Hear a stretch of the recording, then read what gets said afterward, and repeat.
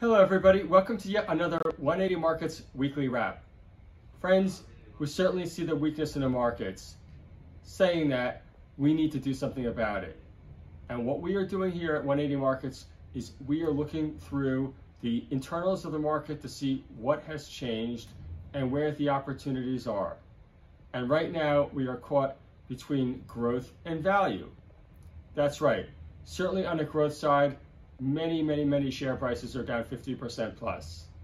But then what we're also looking for is our value buyers. That's right, we're looking for those big fund managers that are out there looking to buy shares below replacement cost at very good valuations.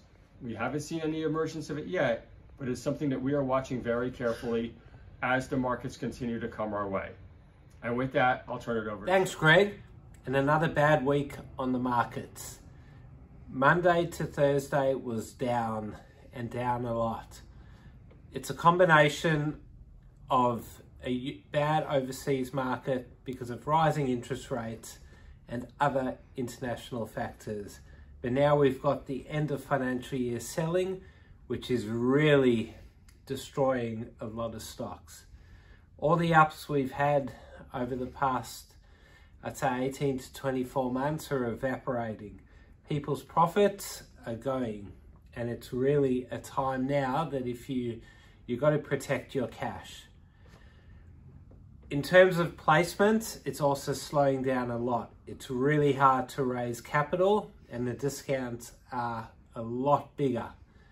We are speaking to a lot of companies, but for us to put our money in now requires really good stories and potential for bounces, and it's hard to see where the next upside movements are coming from.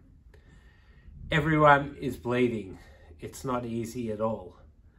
Some placements that we did see though, COE, that was a very big raise. So Cooper Energy, it's already below the placement price. So they raised money at 24.5 cents. And it was a very big raise, and it was done by Canaccord, Euroz, and RBC Capital Markets. Yeah, so stock hasn't been issued and already it's below the issue price. So pretty disappointing. Another raise we saw was PCK, Paincheck. I think they raised money at 2.8. And they're trading at 3 cents, down a bit. So hopefully they will hold on to the issue price. HRZ, another capital raise done early in the week. That was done at 8 cents a share. 9 cents a share. Sorry, Jake, 9 cents a share. Wow. And they're trading at 8.3.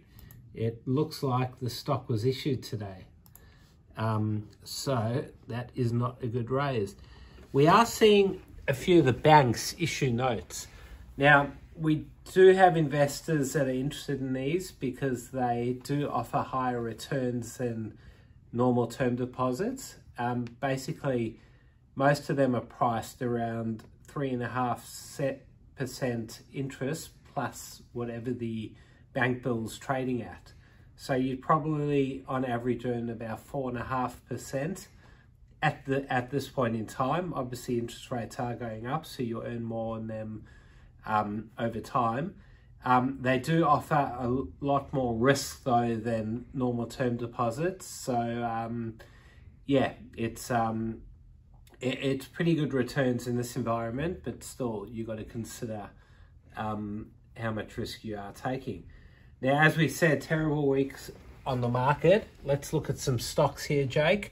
So I'm going to first take a look at RAP, ResApp Health. So if we look at the chart here, it went straight up and then straight down. So they announced some negative finding with their COVID algorithm, and they actually have a takeover offer that's linked to this trial, and Pfizer has now lowered its offer to 14.6 per share, which is obviously disappointing for those that have been holding.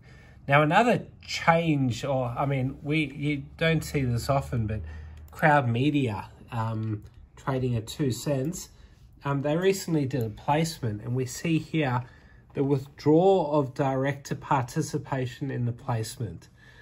I'm not going to comment too much because I don't know exactly what went on, but it was a 3-cent placement and it's trading at 2 cents, and directors have withdrew their biddings. So yeah, I hope those directors had their good reasoning, but I would, if I had taken a placement, I'd be pretty annoyed there. Other falls this week, and there has been many of them. HXL, let's look at that. That's another biotech, and down 81%, and they announced their phase 2 preliminary results.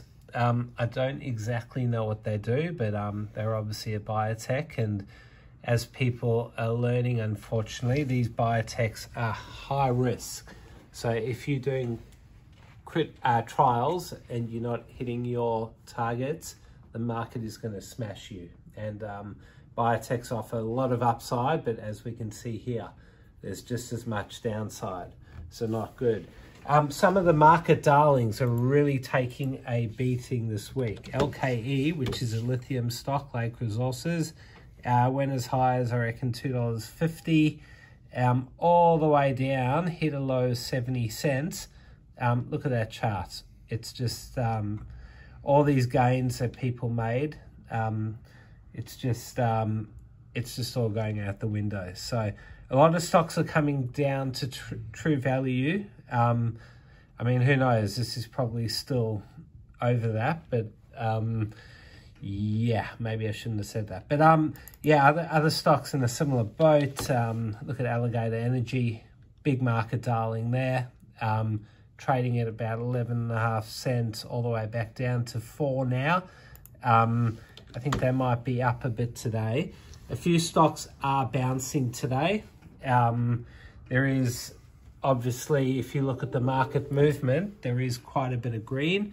That's just today, and the volumes are still very low. So it's not convincing on the bounces, but yeah, hopefully it's the start of an upward swing, although I think we still may have a few more days of tax loss selling next week. All right, and up this week has been CNB, Carnaby Resources. It's up another 13% today. This one has been as high as $2 a few months ago. It recently fell all the way back down here to the 70s, but has since bounced back. Just the highs are just under $1 this morning. So it's obviously the results are still there that caused this major run up. But yeah, it'll be interesting to see where it goes from here. Another rare big up movement this week is PYG. So they received a takeover offer, Pay Group, at $1 a share, and that was yesterday. The last up today, and was HHR, Hartshed Resources. So that's also got a pretty nice looking chart. Lows of 2, highs of 3, so that's a 50% gain.